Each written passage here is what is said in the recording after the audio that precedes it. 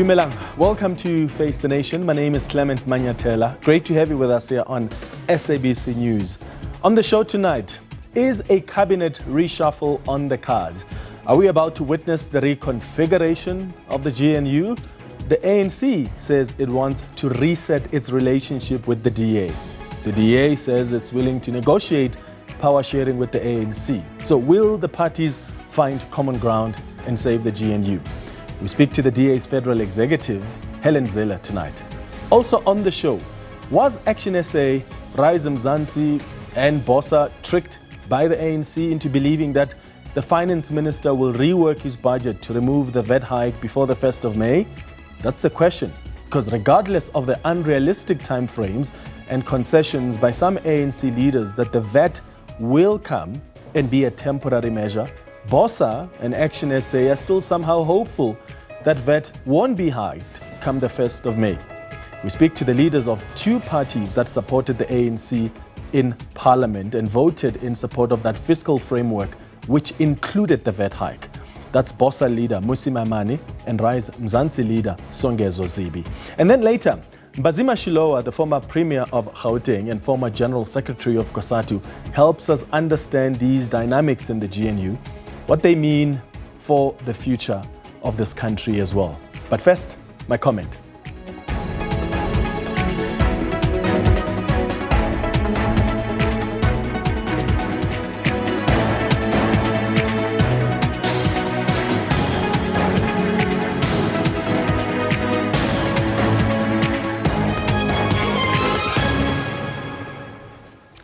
So there's a lot happening regarding the GNU. There are speculations over whether or not the GNU will be reconfigured following tensions between the ANC and the DA over the budget impasse. There are also questions around the commitment the ANC has made to Action SA and other parties who voted in support of the fiscal framework in the National Assembly. And maybe that's where we should start tonight. Action SA may have been duped by the ANC into believing that the finance minister will rework his budget and remove the VAT hike before it gets implemented on the 1st of May. Or maybe they were not, but it appears so, at least to me, and I hope that I'm wrong. I say so because, number one, there are statements that have been made by ANC leaders and other GNU partners about VAT being a temporary measure. So it appears the ANC and other GNU partners, except the DA, of course, are clear and resolved on the VAT hike.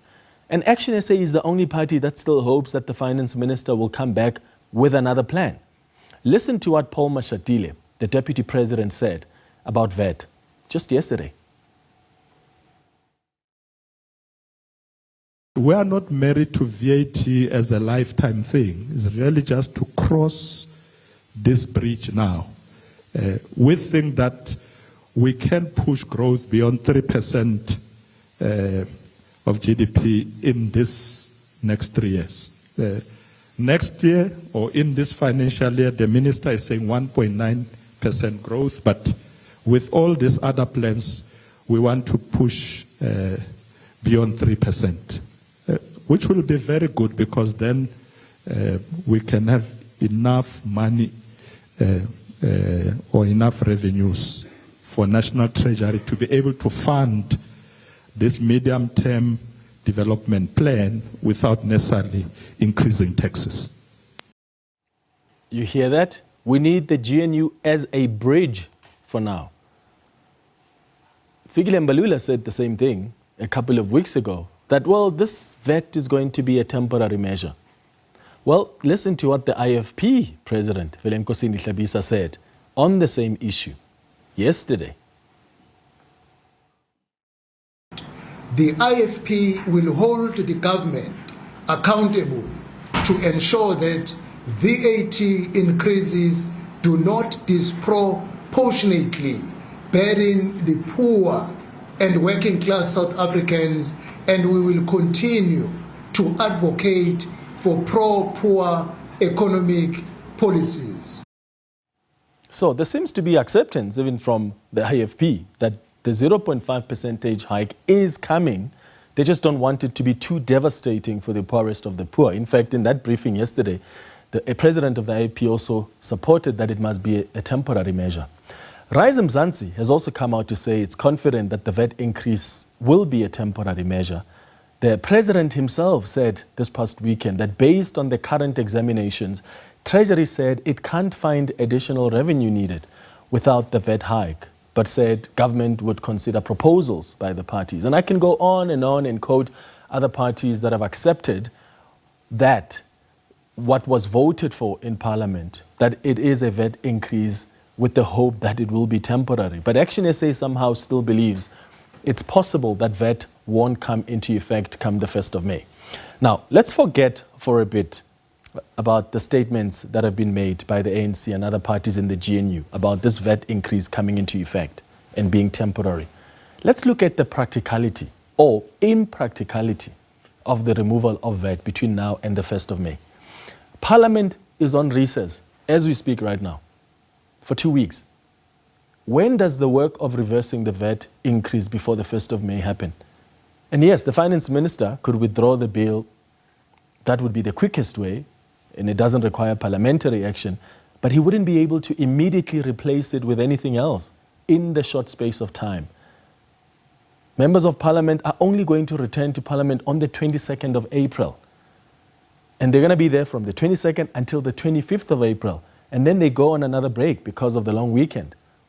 So does Action SA and Rise Mzansi and BOSA really believe that within that short space of time, those 3 days, somehow that is going to see the reworking of the budget and the removal of the VAT increase? I mean, the earliest that they will sit down is on the 6th of May, I would imagine. 6 days after VAT would have been implemented already. But Action SA is still in denial. Also, the National Treasury went ahead and introduced the rates and monetary amounts and amendment of revenue laws bill on Friday by notice in a government gazette. And that draft bill that was published last month provides for the VAT hike, together with the expansion of the list of zero-rated items, increases in sin taxes and adjustments to tax brackets. So when Action SA and other parties voted in Parliament, they voted in favor of the fiscal framework containing the VAT increase. The ANC told us earlier today that it will be meeting with these parties that had helped them pass the fiscal framework in Parliament, and maybe that's when they will break the news to them that, I'm sorry guys, but VAT is going to increase on the 1st of May. And maybe the hope of all these parties is October, when the finance minister returns to Parliament for the midterm budget, or maybe February next year is their hope. But the reality is between now and then, we are likely to be stuck with a VAT increase, contrary to what the ANC promised Action SA and other parties. Listen to the ANC Secretary General Fikile Mbalula earlier today saying that we didn't trick Action SA. We are not tricksters. We don't trick people. We engage with Action SA. They raise their issue in relation to VAT, that they don't want VAT. That's not tricking anyone. We will engage honestly with Action SA and all other political parties that have passed the framework about the way forward. We've got our own position as the ANC, which we will not pronounce for now. I wonder what position is that the ANC can't pronounce it now. And maybe that's what they're going to tell the parties when they meet them between, suppose tonight or between tomorrow and Friday. I asked Herman Mashaba, the leader of Action SA, when he was here on Face the Nation last week, what would happen if the ANC didn't stick to their commitment? This is what he said. Here's the challenge, Mr. Mashaba. What if the proposals that you've made don't stop the VAT hike? Because you can't amend the fiscal framework by just mere recommendations. Well, unfortunately, look, for some of us, the DA might think they've got superior logic. Some of us, we might not be clever, but we're not that stupid. So the proposals we've given to the ANC. That basically means the Minister of Finance has got to come back to Parliament within the next 30 days at the latest to ensure that this budget passes. Now, you can imagine if they bring back the budget with the VAT increase, where are they going to get the support from? Not from Action SA. That is given. And I don't think ANC will really be so reckless to bring something that they know all the parties will be against, including Have Action they SA. given you that guarantee, though? Because this is a mere request to Treasury. We don't need the guarantee. We need practical solutions to our country's problems. We're not asking for favors from the ANC. We are saying to the ANC, remove this VAT, bring back a budget without VAT, include the proposals we've given you. The Minister of Finance agrees with us. The chairperson of the finance committees agree with us. Their negotiating team, they agreed with us. So we said it's not really something that you needed to be a rocket scientist to figure out. So a part of me believes the ANC played Action SA. Another part of me believes Action SA knew exactly what they were doing. They probably knew that VAT will go up and they can't stop it, but they were playing the long game. I don't know for sure what would have been the intention behind that move. I'm more convinced that they probably negotiated on good faith, but were tricked by the ANC. So what are your thoughts on this? Do you think Action SA was deceived by the ANC, or do you think it's still possible for them to fight for the removal of the VAT hike between now and the 1st of May? Please share your thoughts with us. Send us a WhatsApp voice note right now on 078 459 1897. Remember to tell us your name and surname and where you're sending that voice note from. Alternatively, send us an X on @FaceTheNation SABC. The second question, by the way, that we're asking you tonight is around the configuration of the GNU. Listen to what Fikile Mbalula said today about the GNU ministers and what action should be taken against them.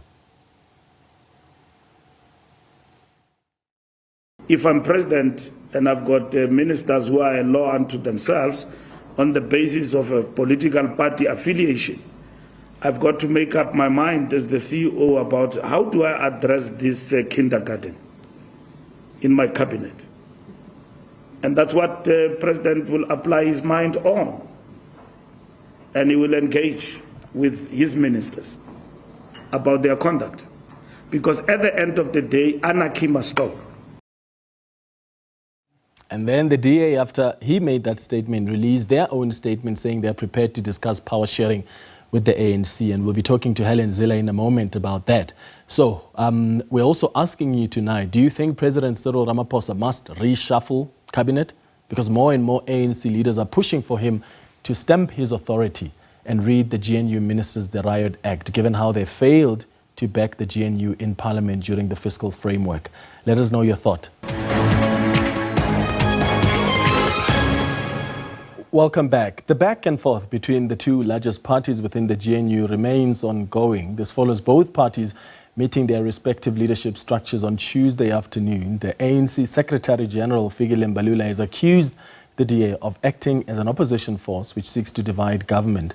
Mbalula went on to say that the DA may leave the GNU if it so wishes. And then the DA leader, John Steenhuisen, responded by saying they will not simply desert the GNU. Instead, they seek a situation where there's genuine power sharing. For more on this, we're joined by the DA Federal Council Chair, Helen Zille. Helen, thank you so much for making time for us. Good evening.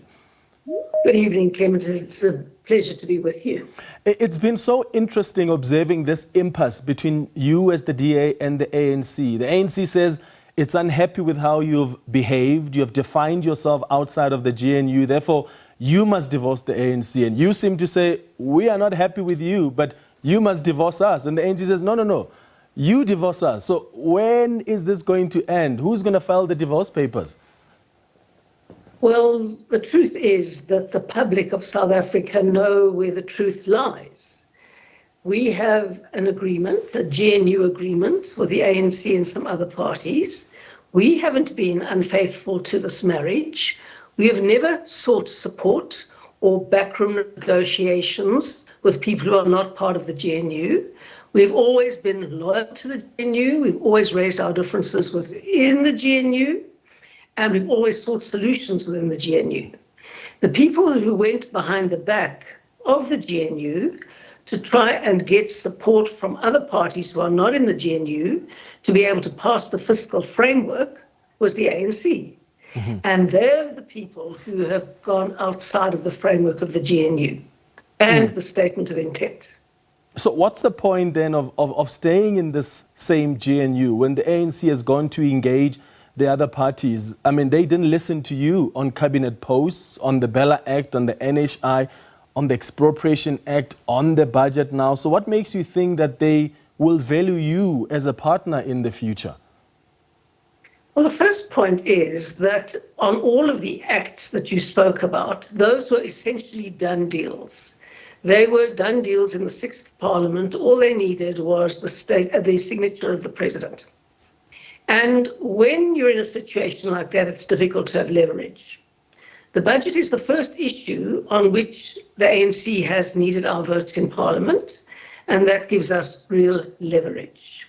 Now, we have been absolutely committed to the GNU, but from the beginning, we've said to the ANC, we require you to share power as the voters intended, and specifically, we require steps to get the economy growing, to improve the investment climate, and to create many more jobs for people. And there are obvious things, rational things, that have to be done to achieve that. Those are easily doable, and that is what we, as your largest coalition partner, the one that holds the balance of power in Parliament, that is what we require from you. And if you don't want to do that, we have muscle to ensure that we can get this economy growing, and that's what we're doing. How do you work together going forward? Because the ANC wants to reset the relationship with you, whatever that means. It seems the party wants the GNU to be governed by rules going forward so that it's easy to ensure accountability for actions that may contradict the spirit of the GNU. The first party would have to have its head chopped off for that is the ANC, of course, because they went behind the GNU's back and started negotiating with a raft of parties that aren't in the GNU. But let me say that we do have rules. The statement of intent is our rules framework that we have always strictly abided by and that the ANC has ignored from day one.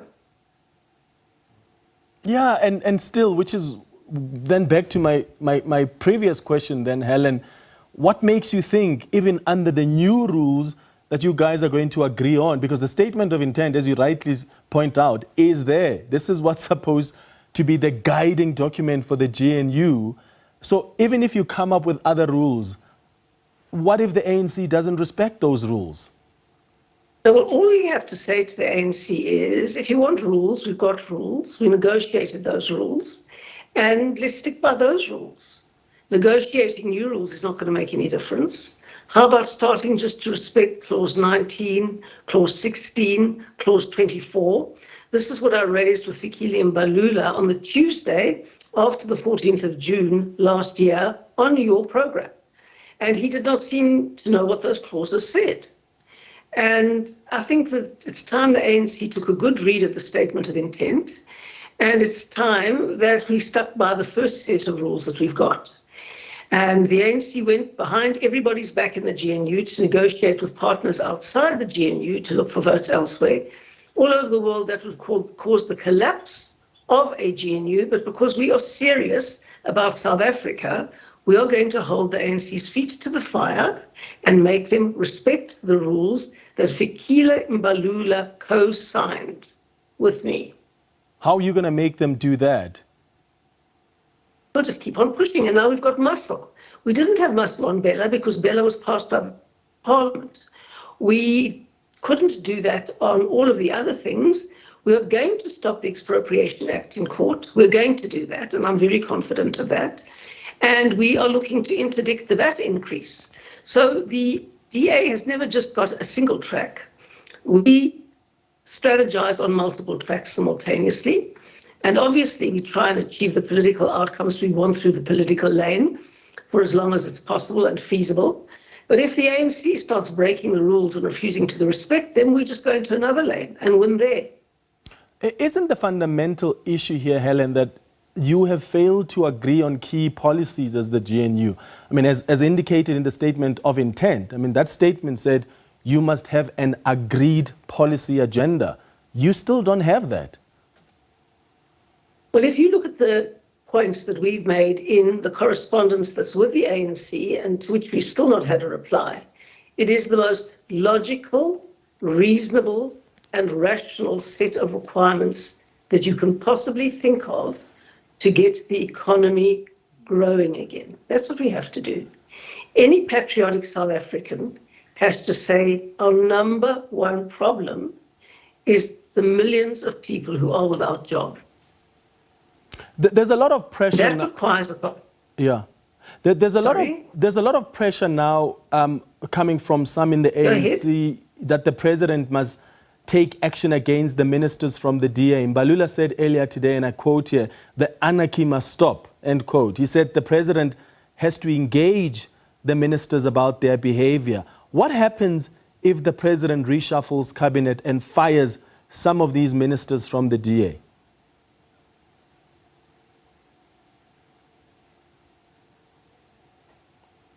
Helen, I'm not sure if you were able to get my question there.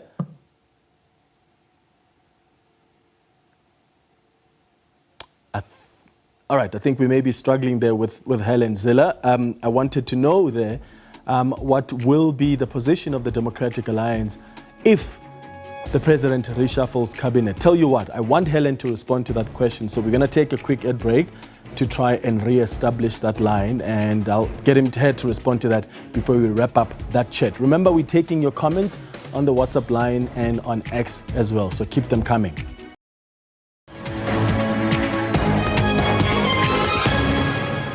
Welcome back. We've managed to re-establish that line with the DA Federal Executive. Just we wrap up our interview, Helen Zille on the line to us now. Helen, I was asking you about the pressure that's coming from some in the ANC that the president must take action against ministers from the DA for having rejected the budget. Fikile Mbalula says this anarchy has to stop. So I was asking you, what happens if the president reshuffles his cabinet and fires some of these ministers from the DA?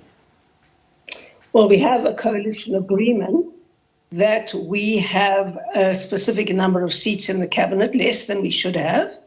But indeed, we do have a specific number. And if he does that, it's his choice to end the GNU. Simple as that. So if he does that, if he reshuffles it and fires some of them, that would be the end of the GNU? Well, that will be his signal that it's the end of the GNU, and then he'll have to put up a 10-party coalition. And good luck with it. So, Helen, how will the ministers, though, who have voted against the budget continue with their work to implement programs that are funded by the budget that they've rejected? It's simple. We say that they have to renegotiate the budget and agree to our terms. We have terms on the table. All those terms are entirely rational. All of those terms are designed to do one thing, kickstart growth and get jobs. And it is the most basic thing for us to do if we want a budget in future and if we don't want the country to go bankrupt. And if the DA did not insist on those kinds of things, we would not be doing our job.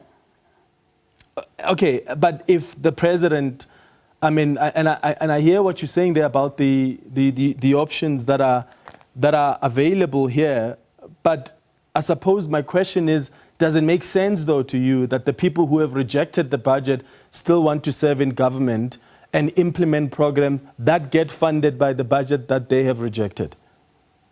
Well, of course, because the bottom line is that we were supposed to enter into sufficient consensus agreement on the budget with the ANC. The ANC went behind our back and fooled Action SA and a few other parties that they could reassess the VAT increase before the end of this month. Obviously, they can't do that. Action SA was fooled. Various other parties were fooled. We said that can't happen. So we basically said, bring in these economic reforms, allow a spending review, do a regulatory review, kickstart growth, and we're there. It's totally rational and reasonable. And if we did not do that, the country and the international community, and especially the unemployed of South Africa would have every reason to be enormously angry with us. All right. Helen Zille, thank you so much for making time for us. That is the Federal Executive, Helen Zille, talking to us about what happens going forward. As you heard, if the president dare reshuffles his cabinet, that would be the end of the GNU. She says that would signal the end of the GNU. Now, Helen spoke about some of the parties that she says have been fooled by the ANC. And those are the parties that we'll be speaking to Build One South Africa and Rise Mzansi in a moment. Let's just read some of your tweets that have come through as we've been asking you this question of whether you think Action SA was deceived by the ANC, or do you think that it's still possible for them to fight for that removal of the VAT hike between now and the 1st of May. Wazalendo says, unless a miracle happens between now and the 1st of May, Action SA will be waiting for a train at the airport, just like we're all waiting for the temporary VAT increase from 14 to 15% to end. Lechasa says, I am not sure if Action SA didn't understand the paper or were promised blue lights and now things have changed.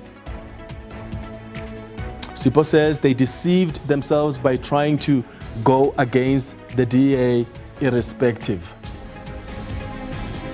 Now, Build One South Africa leader Mmusi Maimane says the party has identified 120 billion rand in potential savings in the short to medium term that could offset the VAT increase proposal. BOSA maintains that it's opposed to a VAT hike. In the meantime, Rise Mzansi has also called on GNU partners to avoid exploiting the VAT increase for political gain. For more on this, we're joined by Build One South Africa leader Mmusi Maimane and Rise Mzansi leader Songezo Zibi. Mmusi and Songezo, thanks to both of you for making time for us. Good evening. Good evening, Clement. Good evening, and good evening to fellow South Africans. I'll start with you, Mmusi.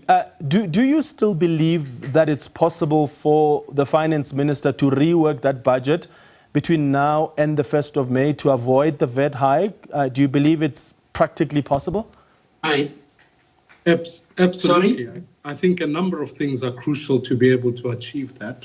Let's take note of the fact that when the budget process is initiated, it presumes that, like any other law, it has to go through parliamentary processes.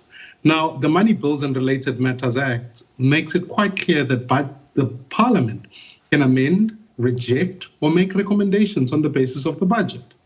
So therefore, the arrangement between the parties that are voting in support and working with the budget as it stands is that if you can identify the savings that must come from expenditure cuts that you deem can be stretched over the medium term, identify additional revenue, and I've already proposed that we can put a sin tax on online gambling and sports betting, we'll be able to achieve sufficient revenue, but also make sure that the state is efficient to have no need for VAT. Now, it would be illogical that you have a government that once hasn't introduced something, it equally cannot make its own amendments on that basis. Now, let me give you a simple example. The Minister of Finance has already written to the Appropriations Committee where they identified an error in the budget, and therefore it is through that committee that it must be amended.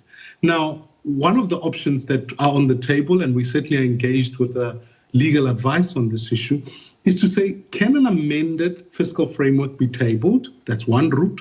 Or the other route is to actually table an adjusted budget. Now, we did that in the previous sense. We could do it again. And that the possibility of it happening between now and the 1st of May requires sufficient consensus and for us to work hard on it. We are committed to making sure that the increase of 0.5% is not a permanent feature of our revenue stream, but rather there are other options that we can consider.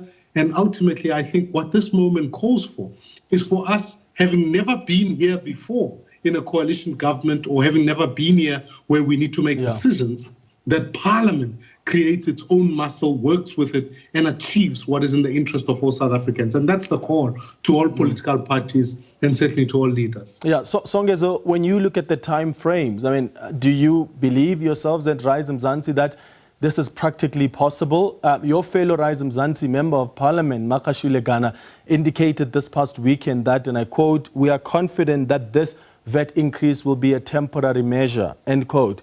Does that mean, as Rise Mzansi, you've accepted that the VAT increase will be implemented come the 1st of May? You just don't want it to be permanent? Thanks very much for having me, Clement. I think we need to look at the calendar of Parliament. The budget now belongs to the committee that Mr. Maimane chairs, which is the Standing Committee on Appropriations, and it is the role of that committee to move things around in the budget, to reallocate funds from one portfolio to the next, to reduce spending in some areas and so on. And in the process of doing that, it is entirely possible and allowed that some of that movement of the funds ameliorates some of the increases that we've seen. That could be to VAT, which is 13 billion rand, or to personal income taxes, which is 18 billion rand. And these are the choices that the committee has got to take. The Standing Committee on Appropriations sits, I think, from the beginning of May to consider just that. And it is on that basis that my colleague said it could be a temporary measure. There's another reason why it would be temporary, Clement. The revenue momentum from SARS and the allocation to SARS for that additional revenue collection that would otherwise have been blocked last week indicates that at the very least, in October, when the medium-term budget policy statement is tabled, the finance minister will be in a position to table an amendment which to do away with VAT entirely.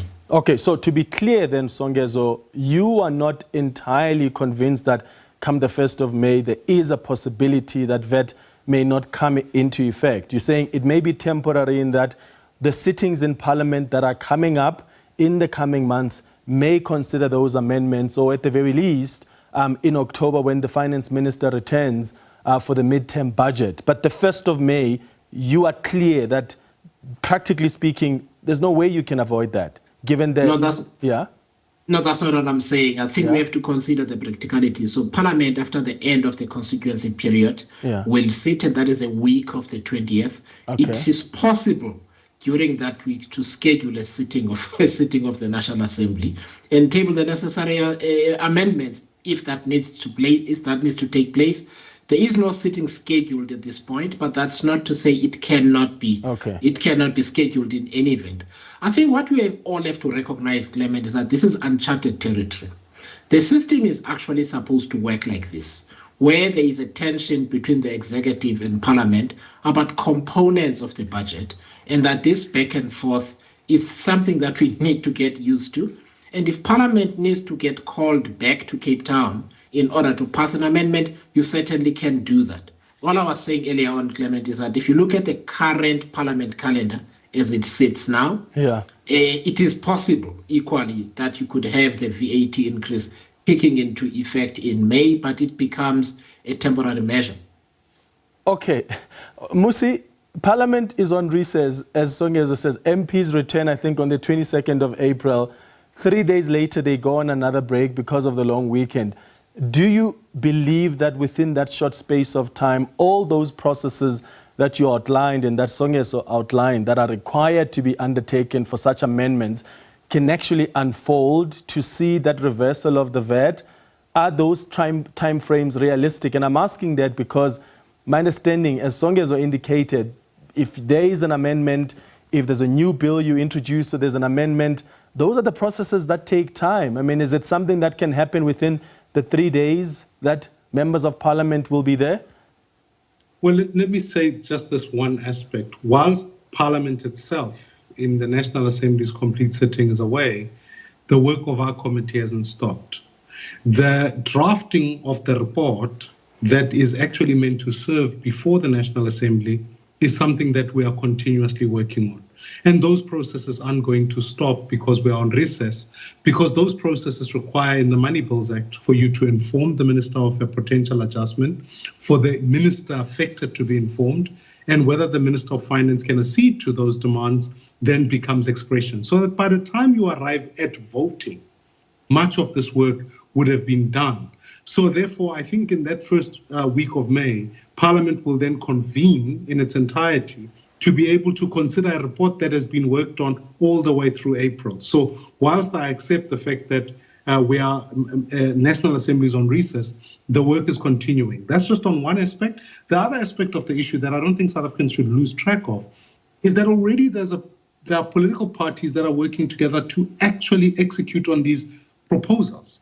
Because it's not that there's a exclusive preserve of one particular party on the growth issues, on the economic development of this country. I think the parties that have worked together on the budget have been working hard to say, let's find solutions that work for South Africans.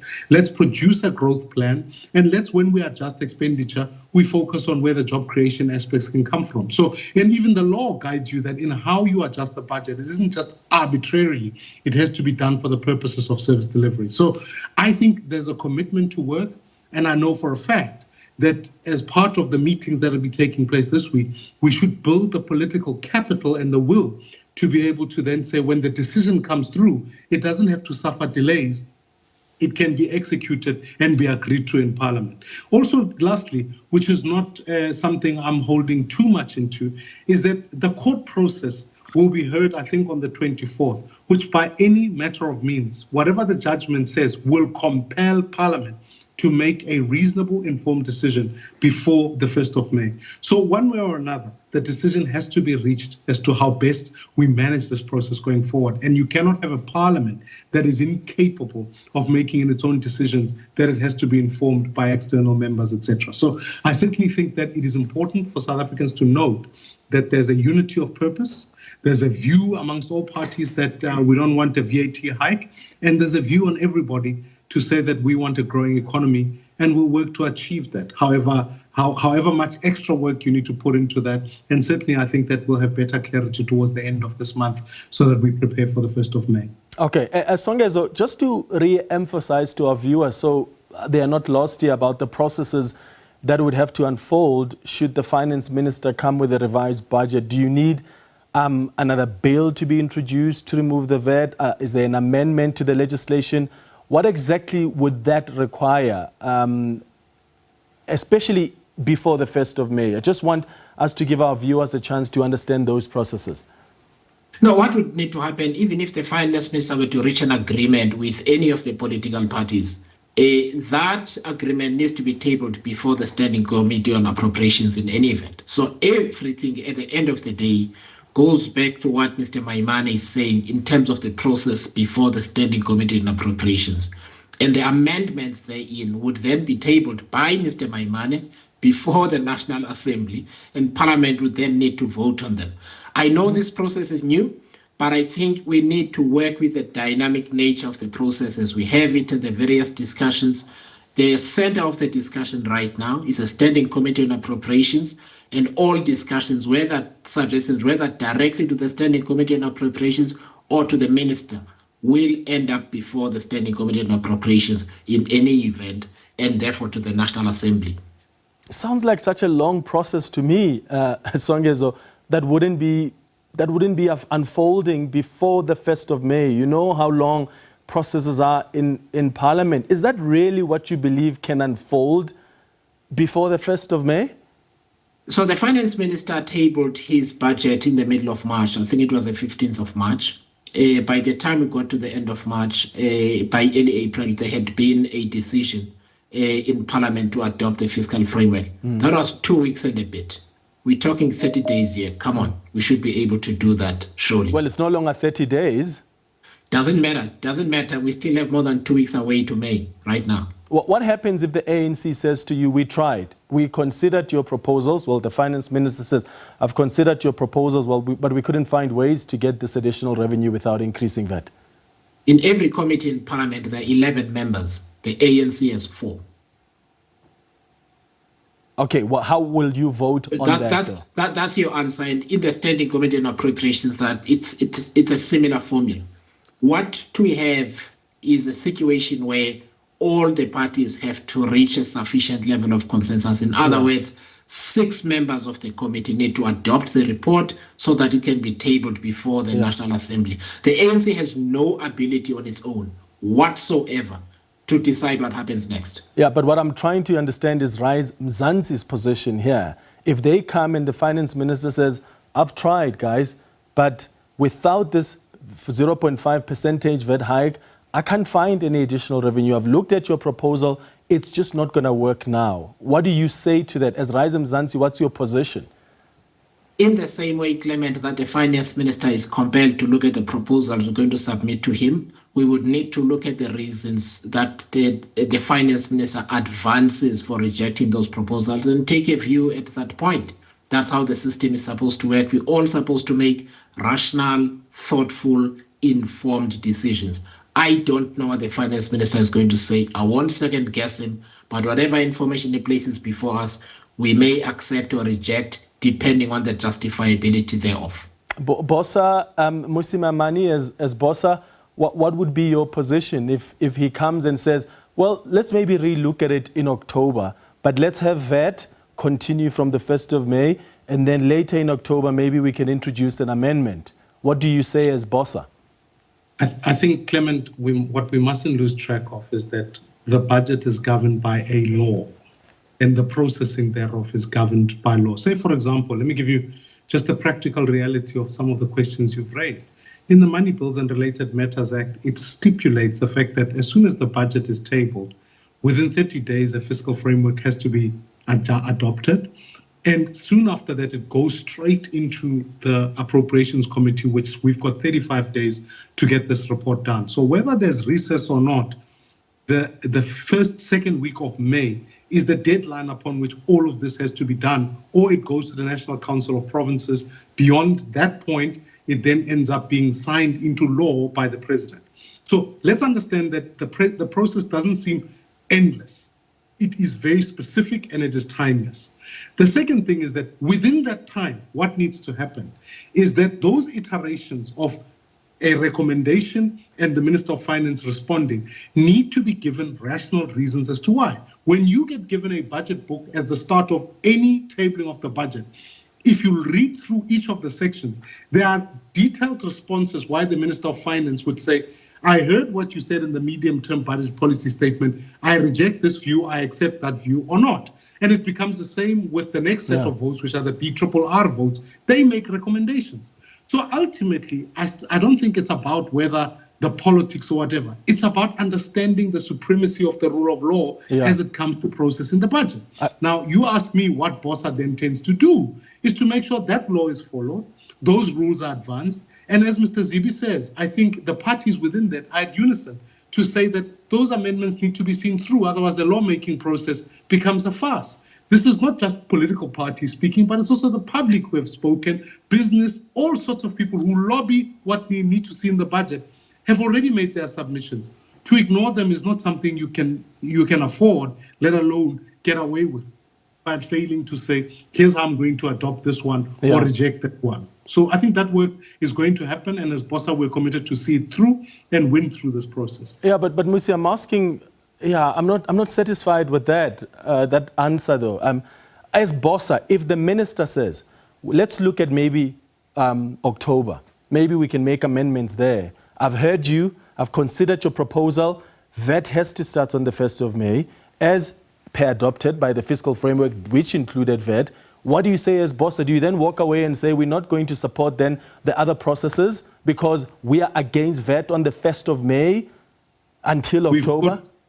We've put a certain number of conditions, of which one of them was how we work with the appropriations bill and also how we work with the taxation laws and amendment bill.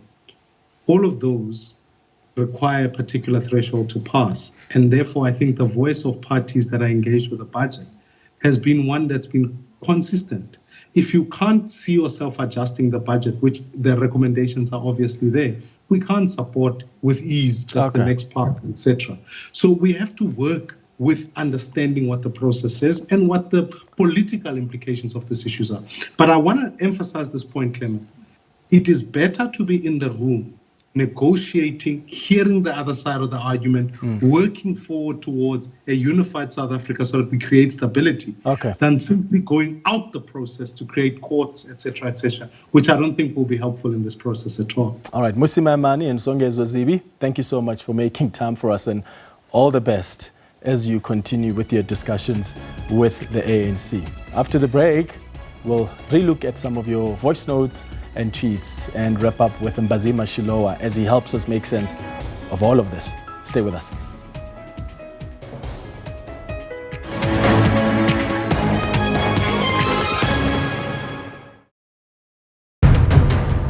not saying don't expropriate because we are in favor of Section 25 of the Constitution. We're saying clear the inconsistencies, make sure that we don't have problems in court. We dismiss the act completely as is because it's a sellout arrangement. We know that it's African people who are dispossessed of their land here, and we know who the dispossessor is. In countries that they discuss expropriation without compensation, reparations are a discussion. The question is, those who are dispossessed cannot compensate the dispossessors. This Expropriation Act, we commend him for signing it, and we look forward to all the departments, the ministers, to implement it in full.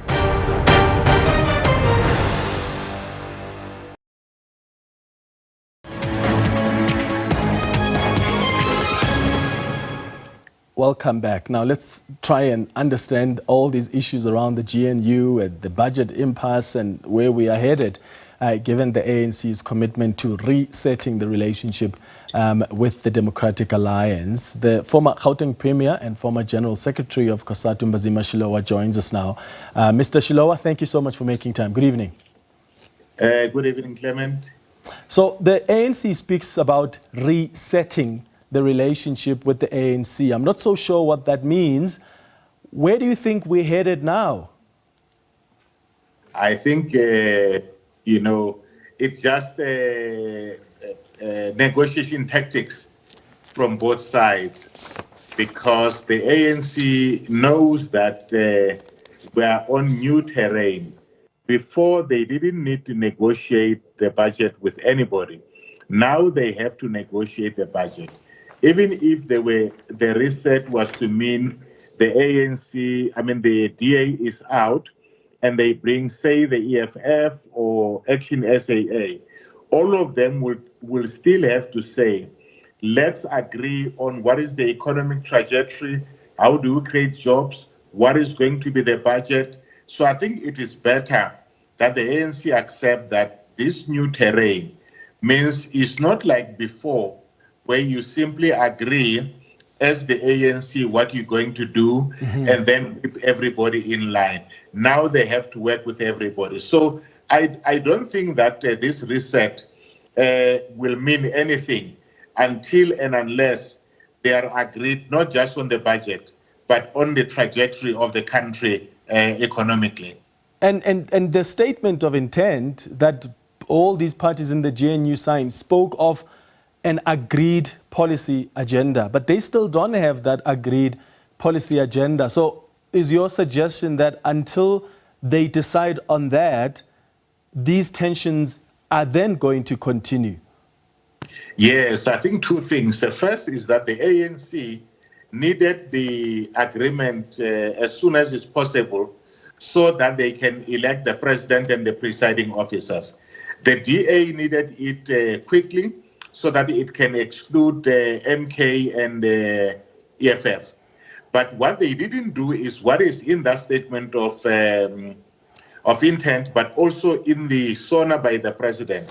He said that soon after this, within 6 weeks, we will agree on what the program of action of the government is going to be. And they didn't do that because everybody became comfortable. The ANC was happy, it's in the saddle. The DA was happy, we have some of our people in the cabinet, and then they forgot that there's more work that still needs to be done. So where does this then leave some of the parties that were hoping there's an open door for them to join the GNU? Action SA worked with the ANC. I interviewed Herman Mashaba, who said, well, if the ANC really wants to use some of our skills as Action SA, some of our leaders are available to be in cabinet. So the door was open. There are other parties that were considering coming in because it looked like the DA was at the door, almost about to come out. But looking at things now, it doesn't look like that's going to be the case. So where does it leave these other parties that supported the ANC in parliament?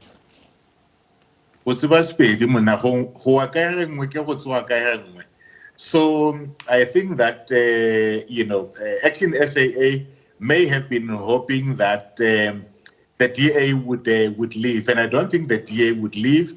I don't think the ANC will move them out. So it may be that part of this reset may just be that the ANC says we reinstitute the cabinet, But also, I don't think that reinstitution will mean removing the DA cabinet people. It may just mean that the ANC removes some of its own people and deputies. I don't see how the DA will stay on if the decision was to say, remove some of your people. I think if I were them, I would simply walk out. Helen Zille did say that if the president dare reshuffle his cabinet to fire some of these DA ministers, then that will be him signaling the end of the GNU. But Fikile Mbalula earlier today said anarchy has to stop. So it sounded like he said we need to read the Riot Act to some of these DA ministers, because you are rejecting a budget and yet you can't continue with work, implementing programs that are going to be funded by the same budget that you rejected. No, Clement. I think Mbalula and the ANC misunderstand what a coalition is about. The coalition, in my view, it's about power sharing. The ANC is not ready to share power. The DA wants to share power, but I think they also don't think, how do we share it in proportion to what is there? So you can't say, because you disagree with the budget, you will not be in the cabinet. You either say, let's look and talk about this cabinet budget. For instance, if the budget had been discussed in the cabinet and there was an agreement there would be no need for any minister to disagree outside. But the fact that the ANC and the DA were talking about it outside of the GNU, the ANC were talking to other parties outside of the GNU, means that they allowed parties to be able to say, this is where we go. Just imagine, Clement, do you think the EFF would agree to a budget that the ANC just tables without having disagreed with them? They would act the same way that the DA is acting. So the ANC must rethink and change. Yeah, Mbhazima Shilowa, thank you so much for your insights. And thanks to you for watching the Tuesday edition of Face the Nation. Have a good evening. Cheers.